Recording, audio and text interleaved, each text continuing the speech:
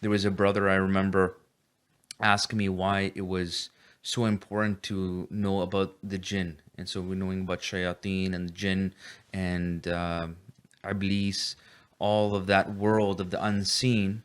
And he said, I don't know how it's going to practically affect me. And then I asked him, I said, he was into sports. So I said to him, do you think it's a smart way to educate teams and athletes on how to perform better by watching tape of their opponents?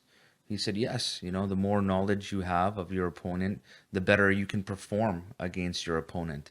I said, what about if you had access to their playbook? You think that would be advantageous for you to be able to overcome your opponent? He said, yeah, if you had, knew what their playbook was, you knew what they were going to do, then of course, you know where their strengths and their weaknesses are.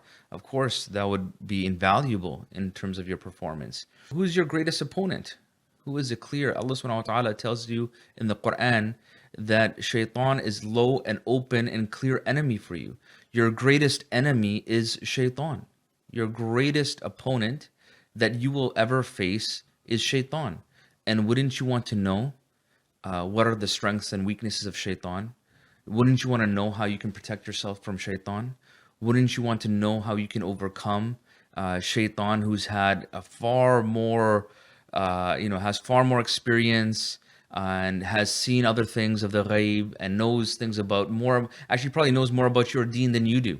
Then he started to understand, okay, maybe that's, okay, I get it. Maybe that's why it's so important to, study these issues of Aqeedah. So it's important to do that because you don't want to, and this brother was taking these classes for weeks and weeks and weeks.